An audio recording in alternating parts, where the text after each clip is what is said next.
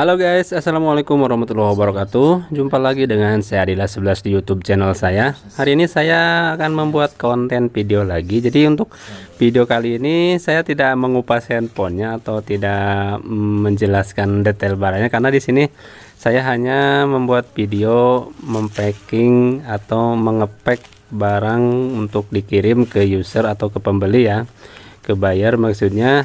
Dan cara baik untuk mempacking barang atau handphone itu harus detail seperti ini ya, jadi untuk menghindari kerusakan di saat pengiriman. Oke, kita lanjut aja, simak sama-sama ya untuk videonya. Jadi teman-teman, kalau ngirim handphone itu harus diperhatikan dulu untuk kirim barangnya, supaya barang yang dikirim itu nantinya tidak berisiko pecah atau rusak ya, karena kita tidak tahu dalam pengiriman tuh prosesnya seperti apa nantinya ya. Jadi kita walaupun handphone itu emang diprioritaskan kalau elektronik itu, karena kadang kalau kita pakai asuransi di ekspedisi pun juga kalau elektronik pasti dispesialkan lah, paling tidak seperti itu. Tapi kalau packagingnya kurang bagus, resiko kerusakan itu akan jauh lebih gampang gitu terjadinya. Walaupun saya sendiri dari pertama saya jualan handphone untuk kirim-kirim barang, untuk packaging barang, itu belum ada kejadian sampai handphone rusak atau bermasalah ya. Yang jelas ya, karena saya selalu menjaga untuk mempacking secara baik ya. Walaupun saya tidak ada bubble wrap, paling tidak plastik harus tebal ya, plastik. Terus di dusnya kita kasih lapisan dus lagi, harus tebal karena untuk menjaga benturan di jalan. Oke, kita langsung aja cek sama-sama, karena untuk videonya akan saya persingkat aja biar tidak kelamaan ya.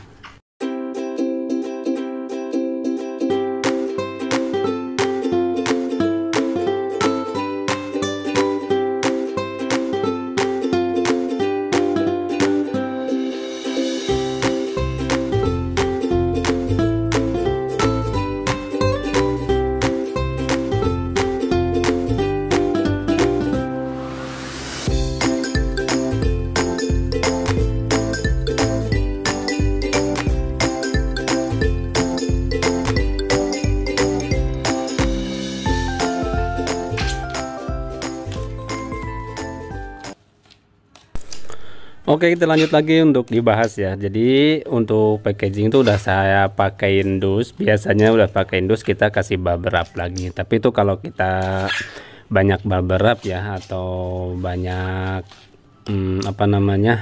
pelindung plastik yang bubble itu ya. Kalau tidak ada bubble wrap sebenarnya sih diplastikin aja, sebenarnya udah gak masalah ya, aman. Yang penting intinya harus tebel ya. Cuman kalau prioritas, kalau kita punya bubble wrap atau kita punya duit lebih, kita mending modal beli bubble wrap ya. Sama diusahakan untuk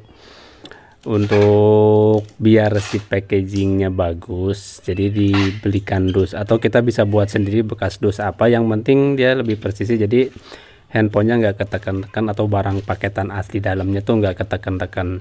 Biasanya saya kalau udah di bubble wrap juga di dusnya suruh kasih plastik lagi ya, jadi untuk lapisan luarnya biasanya. Tapi kalau memang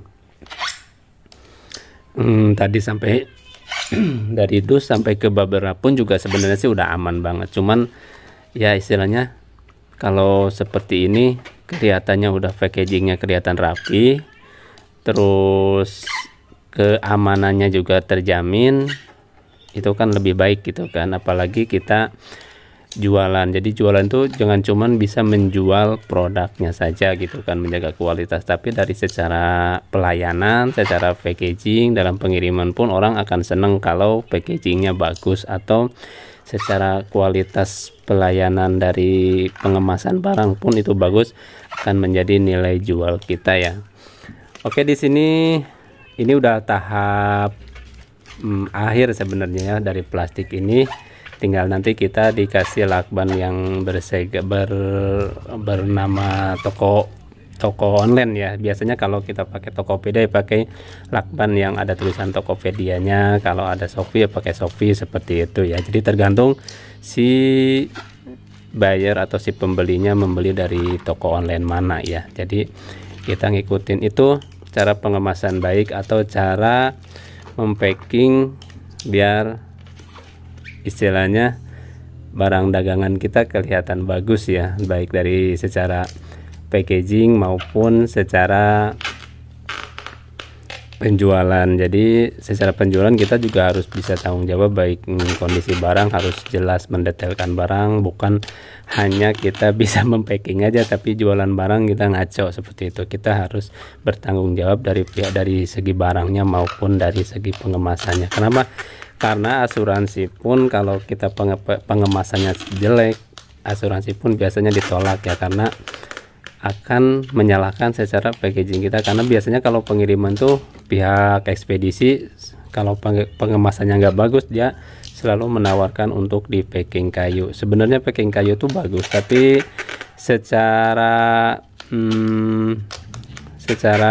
finansial packaging kayu tuh menambah biaya gitu kan. Biasanya 1 kilo akan menjadi beban menjadi 2 kilo, dan biayanya pun akan diakumulasikan seperti itu. Umpamanya biasa 1 kilo jadi 2 kilo, dan ditambah biaya untuk jasa pembuatan itunya gitu kan.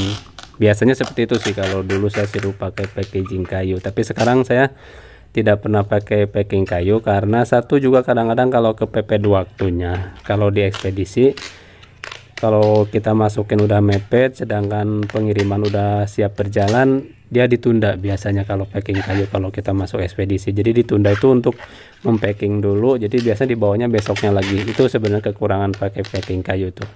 Kalau mau packing kayu saya sarankan, jadi kalau kita harus tahu dulu jadwal pengiriman atau pick up barang itu berjalannya jam berapa seperti itu. Kalau kita tahu umpamanya jam 3 sore, kita harus pick up itu minimal ya jam 9 pagi atau jam 10 pagi. Jadi diburu ke proses dulu, maksudnya sama orang ekspedisinya dikerjain dulu, jadi ke bawah untuk hari itu juga. Tapi kalau udah mepet biasanya di cancel untuk maju ke pengiriman besoknya karena dia butuh proses untuk packagingnya. Tapi kalau ekspedisinya lagi kosong sih sebenarnya sih masih bisa kekerjain, cuman biasanya jarang kalau ekspedisi ya. Kalau ekspedisi pusat kan biasanya tetap rame penuh gitu. Jadi untuk menghindari hal-hal yang merugikan waktu buat kita, sebaiknya kita tinjau dulu atau lihat dulu jam berapa jalan ekspedisi pick up-nya. Oke, jadi seperti itu ya langkah-langkahnya. Dan ini karena pembelinya pakai Shopee, jadi akan menggunakan segel lakban, atau bukan segel ya, maksudnya lakban berlogo Shopee, jadi lebih keren, lebih menarik. Jadi gitu teman-teman, jadi jangan asal. Biasanya kalau pedagang biasa, pedagang yang official tuh kalau untuk packaging bagusan pedagang biasa kalau yang benar-benar menjaga kualitas baik barang maupun pelayanan. Oke, jadi videonya hanya itu aja, cukup. Terima kasih udah menonton video ini, mudah-mudahan bermanfaat. Terima kasih. Wassalamualaikum warahmatullahi wabarakatuh. Bye bye.